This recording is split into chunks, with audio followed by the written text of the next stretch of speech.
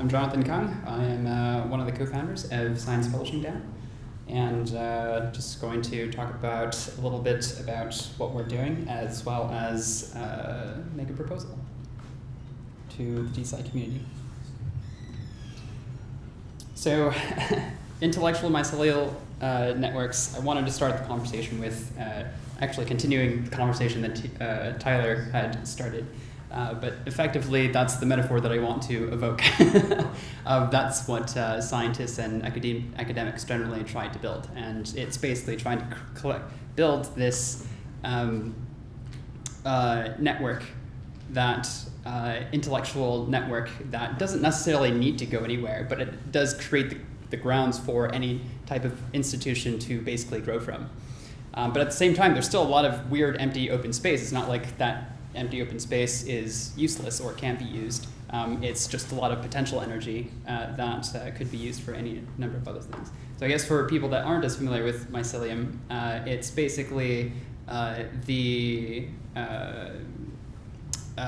mushrooms are the fruiting body of mycelium, but it's basically this underground network that decays about 80 to 90% of the biowood mass of an ecosystem. And so this is kind of how I kind of want to draw the metaphor, where you have industry are pretty much the plants or the trees. Academia is this like large underground network that kind of creates the circumstances for everything else to grow, as well as it decays anything that dies, like trees, for example, to repurpose them for other organisms to use.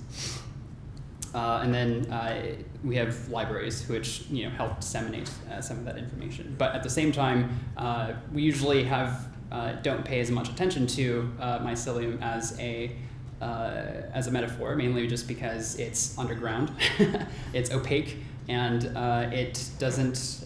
It's pretty decentralized.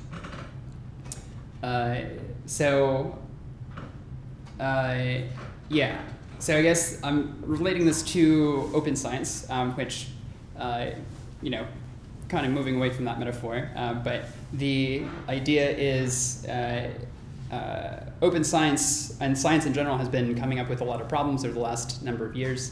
And the main issue is the over-neoliberalization of the academy. So what that means is... hold on, let me see if there's yeah, okay. So at this point in time, the entire clout infrastructure is basically managed by these for-profit companies, and they've basically the academy has been over-neoliberalized, where both universities and publishers have figured out how to monetize prestige to the detriment of a lot of the incentives that we're trying to manage. So the question is, how do we, and the university libraries basically foot the bill for 75% of the publishers' yearly revenue. And it's a $23 billion industry. So there's a lot that money could go towards that doesn't require $23 billion to manage, since most scientists just need a server and an email list to basically manage most of their professional societies. So the question is, how do you decouple this clout infrastructure from this big behemoth and reconnect scientists and research and libraries in a more healthy, mutualistic way? And so I guess the decades of open science work, these larger companies have been able to snatch up the narrative or shift their narratives in a way where it's kind of reduced a lot of the actual advances of open science to basically just shifting the cost structure from publishers or from authors and readers to just authors. And while also running some of the largest open science companies, and they haven't missed a single quarter over the last 20, 30 years or so. And at the same time, they can, even though you have all of these, open science has actually been harmful to a lot of professional society as well. And this is because these larger publishers are still the entities that are able to manage the big deals that the libraries will buy into, and that all the other smaller journals have to kowtow to basically get a piece of the pie. So yeah, we're basically trying to be somewhat of a a marriage counselor between the libraries and professional societies, and focus a little bit more on the social aspects as well. So pluralistic mutualism is it's a techno-social solution like a lot of people's work here, but working on something we're calling proof of stake work. So there's a technical bit to this. I'm going to actually try to run through it fairly quickly, and then punting it to questions or discussions afterwards. So again, what does knowledge actually look like? It's networked, it's layered, it really kind of depends on the day. It's very hard. Anytime we've tried to stick with a single metric, to analyze or figure out what's going on within these networks, it very quickly gets upturned. So it's a wicked problem, and there's no one solution. So we're going to offer something, but we're not saying that it's going to solve all problems. And yeah, I don't think anyone who tells you so is lying. So at least this is our approach. We are effectively trying to better respect the different levels of discourse. So from you have something like Twitter to Stack Overflow to journals or to textbooks, and the idea is that there's not a whole lot of we understand how each of these platforms work individually, but there's not a whole lot of crosstalk between them. And especially once money is involved, you have all sorts of other weird incentive problems that show up. So effectively what my group is Science Publishing DAO is trying to do is basically create a way where you can with each layer type you can stack and also it's an open sourced project, so you can stack the governance and the governance types and crediting capabilities that are going to be unique for each layer, so you can kind of work laterally but also vertically through the different layers as well. So from textbooks to journals to preprints, registered reports to academic Twitter, for example, basically you can have both any community can define their own and also connect to other communities. So effectively we're trying to create this open source almost like wiki type, except it's instead of just being one layer, it's the whole vertical stackable layer that you can self-govern. That can be governed, where each layer can be governed in a decentralized way. So yeah, I'm gonna skip that one. Science Publishing DAO is an open source, governable, credible, layered, and vertically connected weighted DAG, where it's basically the layers are created by the different level or different types of governance, and depending on the type of discourse that you're trying to engage in to something that's ultimately move information from being more maybe chaotic or has less consensus to something that has more consensus. But not saying that any layer is more or less wrong, it's just you'll know what has more consensus, what has less consensus, and the frameworks around how those knowledge points are being connected.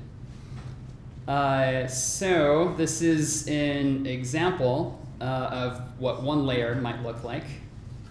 So say you publish a paper, it mints 100 reputation points, and then your 50 reputation points are staked to your paper, and then the other 25 are split between your works cited, and so we kind of made an innovation around works cited as well. So, for example, you have an annotated bibliography list, and then you have a normal bibliography list. So, with your annotated bibliography list, because you have to annotate it, and it basically is going to explain how you're integrating the most important ideas from the papers that mean the most to your paper.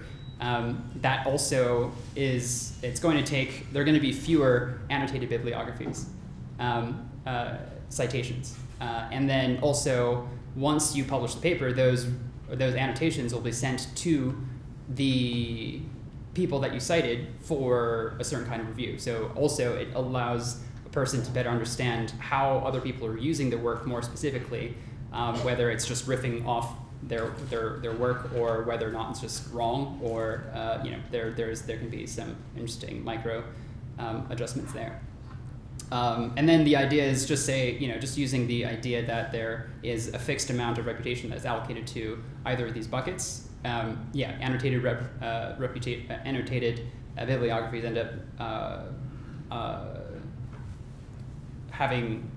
getting more points, I guess. And then the idea is this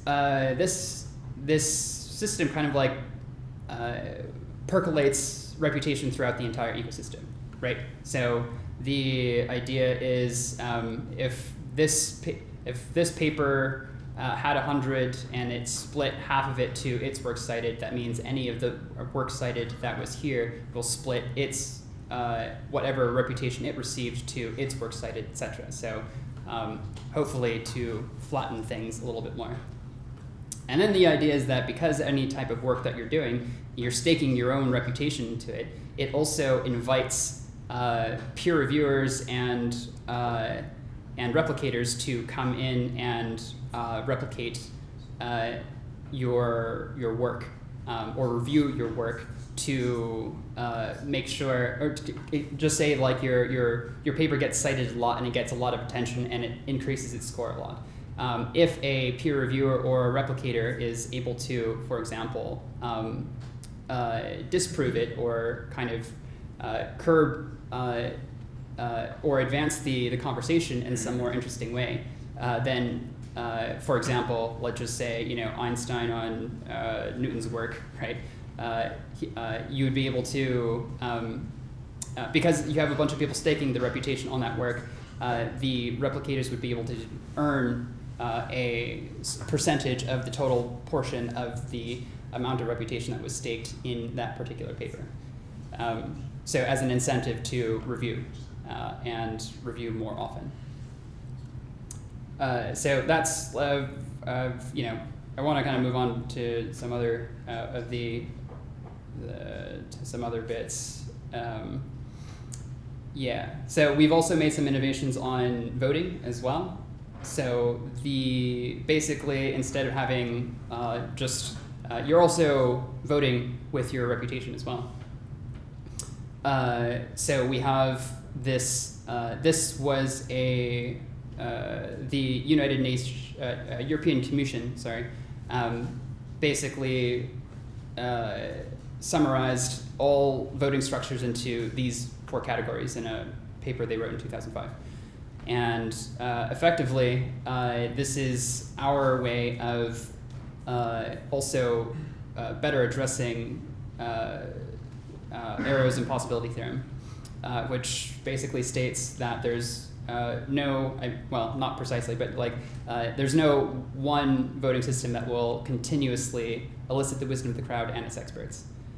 So there are different voting topologies for different situations that people might run into, and we've basically been able to hyperparameterize this and make this accessible to different circumstances.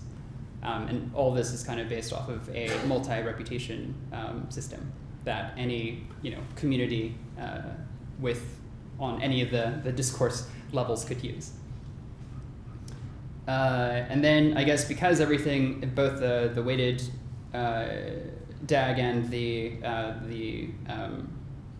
voting structure are all very tightly connected, basically we are also playing around with this idea of seasonal governance, where within to create a healthy knowledge ecosystem, you should probably oscillate between review and innovation seasons.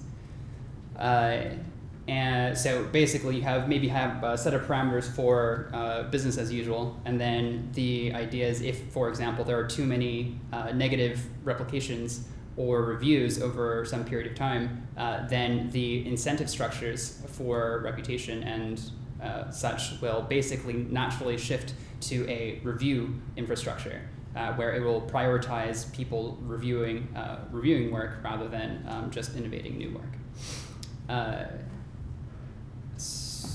And this is also, having this more dynamic governance also helps maybe make the helps people ecosystems get around Goodhart's law, which basically states that any static set of rules will be gamed over time. So I guess one more thing to say about seasonal governance is effectively, it hopefully will shift a group's perspective on what was, to help them be able to see what was more invisible with a different mode of having to see things while having to survive in a different kind of paradigm. So I guess I noticed this when I know that a lot of European PhDs basically they're encouraged to review work, but at the same time they might have in their contract saying like, oh, maybe like you should spend 25% of your time reviewing work. However, they never do so because they know that once they get out, they'll be competing against a bunch of people that are that have been innovating the entire time. And so they end up not doing that. And I guess this is important because this also will provide a signal for funders and universities to actually understand what the state of a healthy knowledge ecosystem is supposed to is in, right? So if they're want a bunch of work done, but they realize that that particular professional society is in a review season, for example, like, oh, okay, well, that's like necessary work that needs to be done before we actually move forward.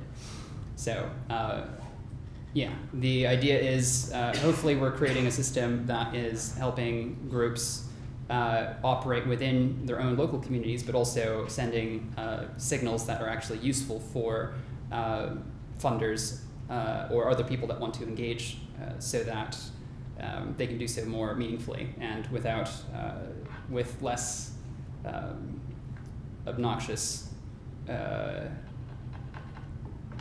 demands.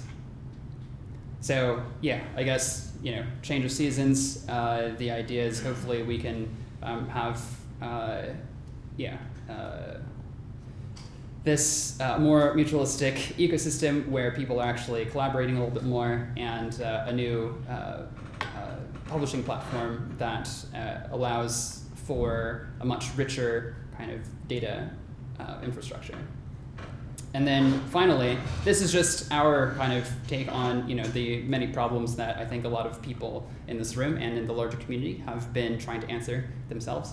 And something that I have been thinking about quite a bit is the DeSci community actually needs to get together and systematically tests its numerous governance structures, et cetera, in a way that the larger scientific community will actually respect. Because currently it's mostly a bunch of maybe ex-scientists or entrepreneurs that probably still have that kind of mindset, that are trying to do something in decentralized science to some degree. Not totally, because I think we're better than most. However, I think there is something that we need to do collectively, so that we're not just talking the talk, we're also walking the walk. And then I feel like if we don't do this within the next couple of years or so, and these large organizations like Elsevier, they're going to outlive this downturn, and they'll basically buy the entire DeSci space for like $20 million and that would be very embarrassing. So I don't have the answers to how we should collaborate, but I think we should have more of those discussions of how we can lower the moats of our own little ecosystems so that we can collaborate and actually be a professional society that we want to see so that people will actually take us seriously. Thank you.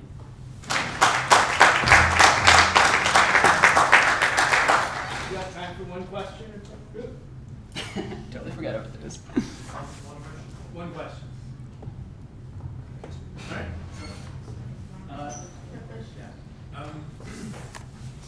Do we set up, in order to test this, to create a test bed for governance so that we can actually prove with data that we're doing governance over publishing, reputation, etc.? Do you think we sort of set up a test bed on this model? Not just your model, any model, multiple models, all models, Yeah. and have test data, crap papers, good papers, same things, and pass forward and then see what the end result is? Yeah, I think the infrastructure for governance sandboxes is a pretty tough question. I think there are a number of countries that have been approaching it. I think there are a number of, but at the same time, not necessarily having technology to do so. But at the same time, there are, as I think one of the themes of these conversations is something socio-technical. We can't simulate away the problems that we're going to be expecting. So.